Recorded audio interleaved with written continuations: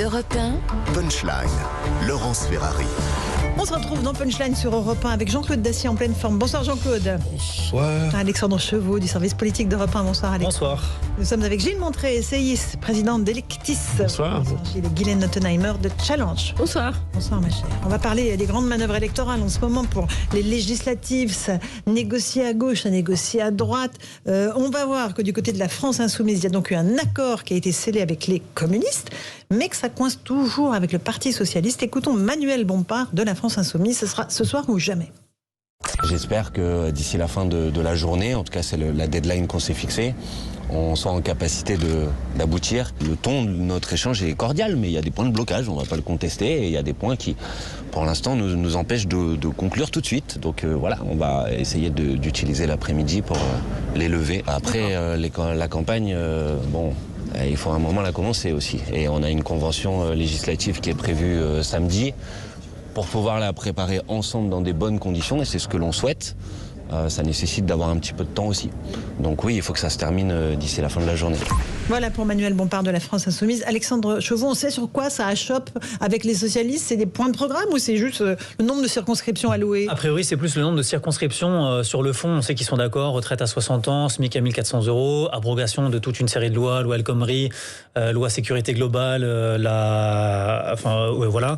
Et ce qui bloque, c'est surtout le nombre de circonscriptions. Initialement, on nous dit que le PS espérait une trentaine de circonscriptions. Trentaine de circonscriptions gagnables. Gagnable. Ouais, on a vu que le Parti communiste en obtient 16 gagnables, 50 circonscriptions, dont 16 gagnables.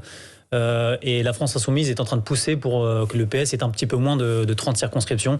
Il y a notamment une circonscription à Paris qui bloque dans le 15e arrondissement, je crois. Voilà, et qui serait un casus belli avec Anne Hidalgo, si j'ai bien compris. Effectivement, je crois que c'est Daniel Simonet qui est en balance et qui est proche de Jean-Luc Mélenchon. Absolument. Alors, Gilles Montré. L'arrondissement, c'est la 15e circonscription. Autant pour moi, pardon. Où effectivement, Daniel Simonet, très proche de Jean-Luc Mélenchon, voudrait avoir la circonscription alors qu'elle était au Parti socialiste aujourd'hui.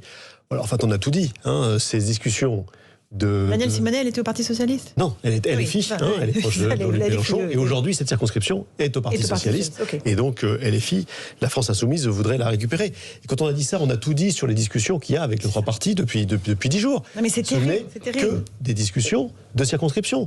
En savoir qui peut avoir, qui peut pas avoir. Alors, avec les Verts, finalement, le Parti socialiste a mis de l'eau dans son vin, donc on a compris que Versini, qui était l'adjointe à la maire de Paris, ne se présenterait pas dans la circonscription que vise Julien Bayou.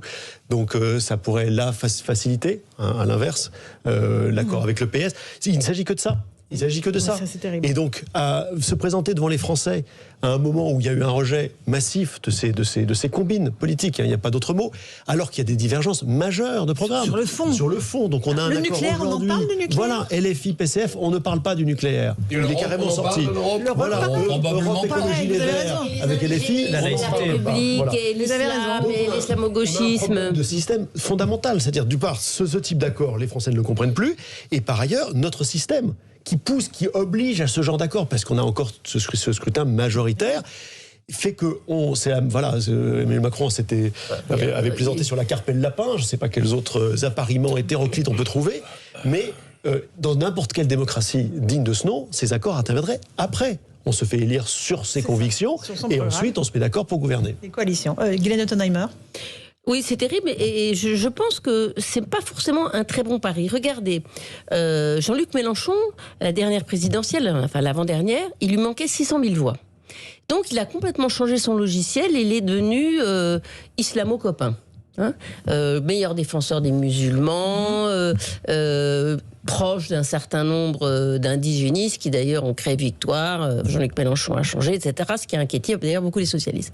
C'est vrai qu'il a fait le plein dans ce qu'on appelle les quartiers, etc. Et dans certaines circonscriptions, il a fait le plein. Mais à mon avis, il a repoussé aussi beaucoup d'électeurs socialistes directement chez Emmanuel Macron. Et là, ça risque de faire la même chose, parce que cette espèce de soupe électorale qui consiste à mettre un zeste de ceci, un zeste de cela, en se basant sur le score de la présidentielle, alors peur que les autres voudraient se baser sur le nombre de députés sortants. Bon, donc on fait finalement à la louche, en fonction des copains, des ça. Je pense que ça peut aussi dégoûter un certain nombre d'électeurs qui soit vont s'abstenir, soit vont aller directement chez Emmanuel Macron, parce que on demande toujours, est-ce que la social-démocratie n'est pas morte? Est-ce que c'est l'avenir de la gauche? C'est pas la gauche radicale. Moi, je pense que la social-démocratie existe. D'ailleurs, elle a repris le pouvoir dans pas mal de démocraties du Nord et même chez nos voisins allemands. Mais simplement, c'est des gens qui sont ancrés dans le réel. OK avec l'Europe, OK avec l'économie de marché, OK avec la mondialisation, etc.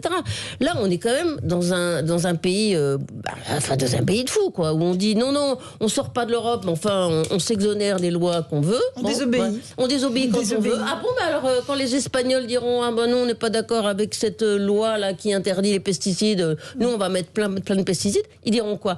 Non, il y a un moment où je pense que ça va désarçonner beaucoup d'électeurs, et moi, je crois que finalement, à la fin, Macron va avoir une chambre, mais orange éclatante, quoi. C'est le soleil levant, quoi. Jean-Claude Dacier, votre analyse sur ce qui se passe à gauche. Mon analyse, c'était un bien grand mot. Il faut parler cru.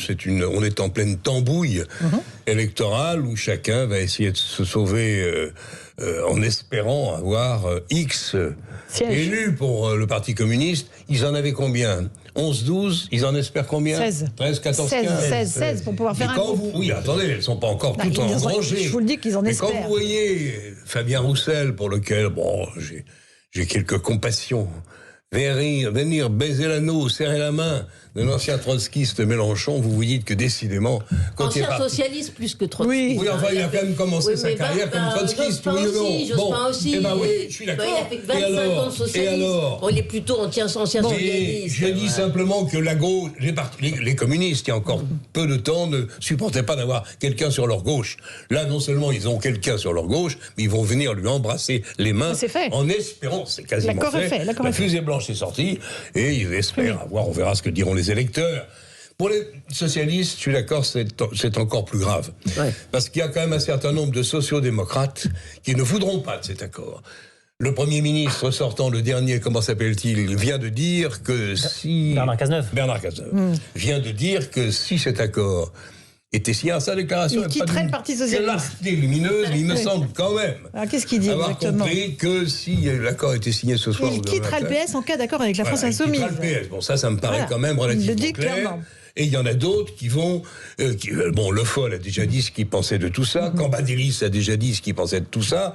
Hollande, n'en parlons pas. Donc, la social-démocratie, qui, quand même, comme tu le disais, a essayé... Le problème, c'est que c'est un peu que les vieux classiques qui disent ça. Les jeunes, je ne sais pas s'il y a des jeunes sociaux-démocrates. On a cassé le jouet. Alors maintenant, voilà. Qui sont les jeunes, ils sont plus chez Macron aujourd'hui. Quand le jeune qui est un peu d'ambition, qui est un peu social-démocrate, il y a aussi quelques vieux classiques qui vont aller aussi chez Macron. Direct chez Macron. Bon, au total, on verra bien. Ne soyons pas oiseaux de mauvais augure absolument. Néanmoins, je pense qu'on peut pronostiquer que le Parti socialiste risque de se casser en deux, voire en trois, mais probablement en deux, si cet accord ce soir est signé. Et puis là aussi, c'est triste à voir, avec une grosse différence entre, parmi ce qu'on appelle les ténors du Parti socialiste, ceux qui sont députés, et qui cherchent du coup à sauver la circonscription, ils sont plutôt pour l'accord. Les élus locaux. Et puis les autres, les élus locaux, qui n'ont pas un siège à jouer, qui se disent plutôt d'ailleurs... dans les élections de mi-mandat municipales, vaut mieux rester PS, parce qu'en général, à mi-mandat, on vote pas pour le parti au pouvoir. Évidemment. Et donc, des arrière-pensées qui sont tellement visibles. Et on pense qu'on les verra pas. C'est pour ça que je pense que Hamon hésite peut-être un peu, quand même. Enfin, on devrait avoir on devrait déjà avoir un accord. On ne l'a toujours pas. On devrait l'avoir ce soir, mais enfin, la fumée blanche tarde à sortir. D'autant plus qu'ils peuvent sauver quelques circonscriptions, les socialistes. Parce que là où ils ont... Même sans cet accord. Là où ils ont résisté, alors qu'il y avait déjà la vague Macron, qu'ils n'étaient pas en très bonne position, avec un président sortant qui ne s'est pas représenté, et ça veut dire que c'est des gens qui étaient bien implantés. Allez, petite pause, on continue à parler de ces législatives, ce troisième tour, dans un instant, dans Punchline sur Europe 1, tout de suite. 18h-20h sur Europe 1, Punchline, Laurence Ferrari.